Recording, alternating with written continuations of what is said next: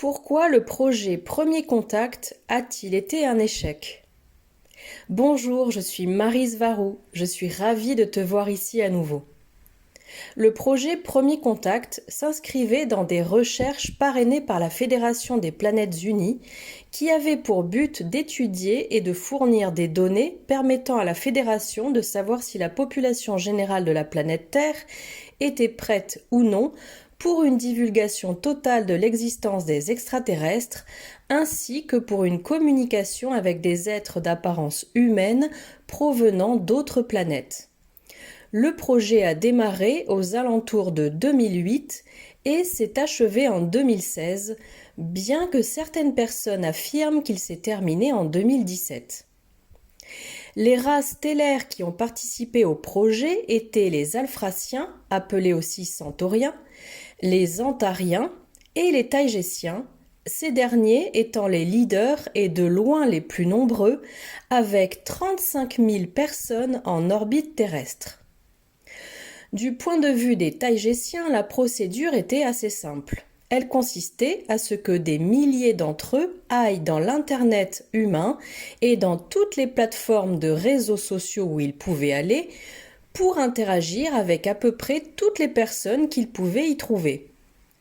Cependant, toutes les personnes appartenant à des races stellaires qui participaient au projet devaient suivre les mêmes règles et restrictions que celles qui nous sont encore appliquées à moi et à mon groupe du Toleka, comme le fait de ne pas pouvoir parler directement avec nos propres voix et de ne pouvoir communiquer qu'en tapant sur un clavier d'ordinateur. Et bien évidemment, les participants devaient suivre les mandats basés sur la directive première. Pour plus de détails, veuillez consulter ma vidéo Directive première, elle est facile à trouver. Pour faire respecter ces règles, la Fédération a mis en place un vaste système de serveurs Internet afin d'obliger l'ensemble du trafic et des communications provenant des vaisseaux spatiaux en orbite terrestre à passer à travers ce système avant d'entrer dans l'Internet humain. Ce qui permettait à la Fédération de surveiller, contrôler et censurer efficacement toutes les informations qui transitaient à travers ce système, qui est toujours opérationnel de nos jours. Dans le cas des Taïgésiens, les volontaires étaient généralement des jeunes gens dans l'adolescence ou au début de la vingtaine, principalement des femmes, probablement en raison de l'affinité féminine pour la communication et les conversations sociales en général.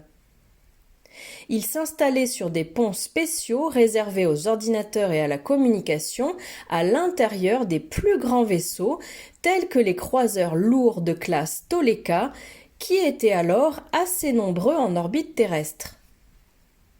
Chaque volontaire disposait d'une cabine spéciale en forme de U, entourée d'écrans d'ordinateurs digitaux et d'un terminal d'ordinateur holographique taïgésien, depuis lequel ils entraient directement dans l'Internet humain et cherchaient ouvertement à entrer en contact avec quiconque souhaitait leur parler.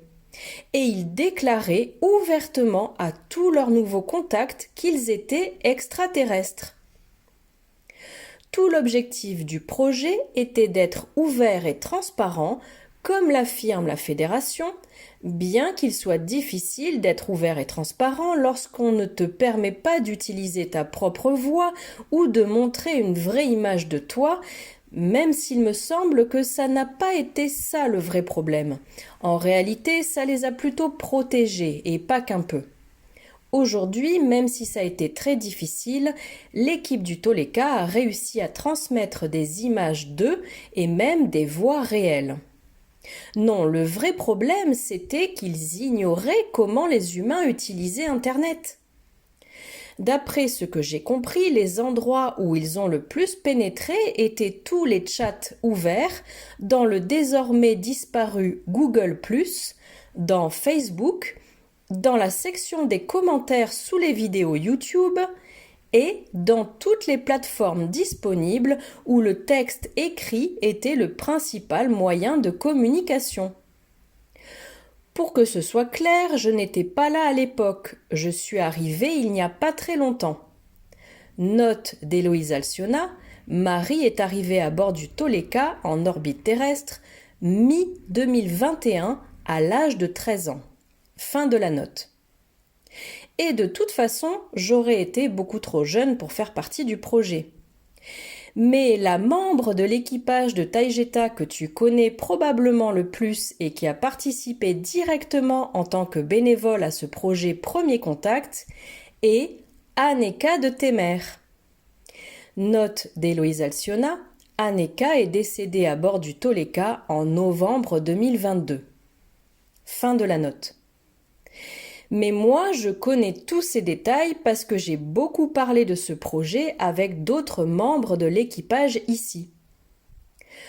Au fur et à mesure que les bénévoles progressaient dans leurs efforts de communication, ils rédigeaient des rapports détaillés à l'intention de leur chef de projet et de leur coordinateur. Et chaque week-end, ils tenaient un conseil pour discuter de la direction que chacun d'entre eux devait prendre avec ses contacts, s'il en avait. Pour ce faire, ils ont commencé à se caler sur les jours de la semaine terrestre. Leurs principales sources de contacts ont commencé à être les pages web de chat ouverts et c'est là que les problèmes ont commencé à apparaître. Ces premiers bénévoles et leurs responsables et coordinateurs n'ont apparemment pas été en mesure de détecter ces problèmes et encore moins de faire quoi que ce soit pour y remédier. Ils ont utilisé toutes les pages de chat ouverts qu'ils ont pu trouver parce que c'était l'endroit le plus efficace pour commencer à communiquer avec n'importe quel humain qui se rendait sur ces pages, précisément parce qu'ils recherchaient un contact social. Lorsque les bénévoles disaient être extraterrestres, la réaction la plus fréquente était simplement l'incrédulité, qui se terminait souvent par des moqueries, des insultes, ou l'arrêt définitif de la conversation. Mais quelque chose d'autre a commencé à se produire à grande échelle. Les bénévoles n'ont pas réalisé que la raison pour laquelle ces humains étaient sur ces pages de chat était pour faire des rencontres et non pas parce qu'ils aspiraient à une quelconque interaction intellectuelle et encore moins une communication extraterrestre, car la plupart d'entre eux s'en fichaient et même ne croyaient pas en l'existence des extraterrestres. Comme la grande majorité des personnes entrant dans ces pages de chat étaient des hommes et que les bénévoles extraterrestres étaient principalement des femmes jeunes et idéalistes, les problèmes ont commencé parce que personne n'a pensé aux différences culturelles entre les races stellaires et la race humaine. Les hommes humains ont commencé à faire des avances aux femmes non humaines qui, à leur tour, n'ont pas su voir ces avances précisément à cause de ces différences culturelles, parce qu'elles considéraient ces avances comme de la simple amitié et non comme quelque chose de plus personnel ou sexuel. Les bénévoles féminines ont donc simplement accepté ces avances sans réfléchir aux conséquences et, pire encore, sans fixer de limites ou de frontières saines, car elles n'en voyaient pas la nécessité, étant presque complètement aveugles à ce qui se passait réellement et à la raison pour laquelle l'être humain leur accordait tant d'attention. Les hommes humains, quant à eux, ont commencé à ignorer les affirmations extraterrestres des bénévoles féminines, les considérant comme de simples gamines New Age jouant au Starseed, ce qui n'était pour eux qu'un fantasme de science-fiction, dont ils se moquaient éperdument et qu'ils étaient tout à fait prêts à pardonner ou à laisser passer du moment que les jeunes femmes cédaient à leurs avances. En d'autres termes, les hommes se moquaient de savoir si la fille était complètement cinglée tant qu'elle était réceptive à leurs intérêts sexuels. C'était la recette parfaite pour aboutir à un désastre. Et ce qui a encore aggravé les choses, c'est que certaines bénévoles féminines qui se sont retrouvées dans cette situation et qui ont réalisé ce qui se passait, sont tombées dans le piège de former une sorte de relation névrotique impossible avec leurs contactés. Une relation qui était absolument destinée à échouer dès le départ et ce de manière épique. Tout cela à cause des restrictions de la fédération auxquelles ces bénévoles ont été soumises en premier lieu. En ce qui concerne les bénévoles masculins, apparemment la situation et le mélange culturel n'ont pas autant favorisé la formation de relations névrotiques, bien que je connaisse au moins 2 cas de ce type, mais je n'ai guère plus de données sur cet aspect du problème. En réalité, la manière dont le projet Premier Contact a été mené était déficiente dès le départ. De même que les conclusions du projet qui affirment que les humains en général et la majorité de la population ne sont absolument pas prêts à entrer en contact avec des races stellaires, pas même avec celles qui sont aimantes et qui ont une apparence humaine, et encore moins avec celles qui n'ont pas une apparence humaine, sont erronées. Tout d'abord, les sites internet de chat publics sont les pires endroits où partir à la recherche d'une conversation intelligente. Les personnes qui s'y trouvent n'ont qu'une idée en tête, faire des rencontres. Et même en ce qui concerne les rencontres en elles-mêmes, ces endroits ne favorisent pas la rencontre de personnes spirituelles avec une éthique avancée, comme la plupart d'entre vous le savent. Le fait de se rendre sur ces chats était en fait une perte de temps totale, car l'objectif des personnes qui s'y trouvaient, ainsi que leur fréquence et leur vibration, n'avaient rien à voir avec ceux des bénévoles extraterrestres. Envoyer des bénévoles du projet Premier Contact sur ces sites de chat revient au même que s'ils les avaient envoyés dans un pub ou dans un bar miteux pour évaluer le niveau intellectuel et la conscience spirituelle de l'humanité. Les bénévoles n'auraient tout simplement pas pu y trouver les meilleurs exemplaires de l'humanité. Étant donné que les membres les plus avancés de l'humanité ne perdent tout simplement pas leur énergie dans ces endroits, car ils ont manifestement beaucoup mieux à faire de leur temps. Cela signifie également que les humains avancés savent probablement qu'il est inutile d'essayer de forcer la masse de la population générale à apprécier les choses qu'ils aiment eux, ainsi que n'importe quelle activité intellectuelle. Ils savent qu'ils ne peuvent pas forcer les autres à progresser et à abandonner toutes leurs addictions, aussi bien physiques que mentales.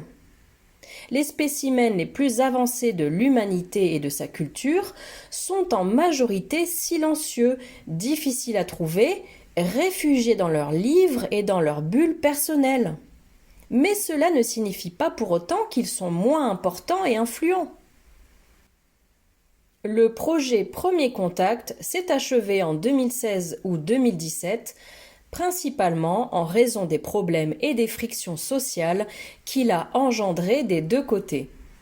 Mais malheureusement, les races qui ont participé à cette expérience, et par la suite la Fédération Galactique, ont conclu que l'humanité dans son ensemble n'était pas prête pour un contact direct, en se basant uniquement sur les résultats très douteux de ce projet. Les données étaient erronées dès le départ car elles étaient basées sur l'ignorance des races stellaires elles-mêmes, qui n'ont jamais cherché les bonnes personnes aux bons endroits. Elles sont arrivées en orbite terrestre et elles ont commencé à parler avec les humains d'une manière absurdement ouverte, sans être guidées ni conseillées d'aucune manière par des personnes qui auraient pu être mieux informées sur ce sujet et ce problème.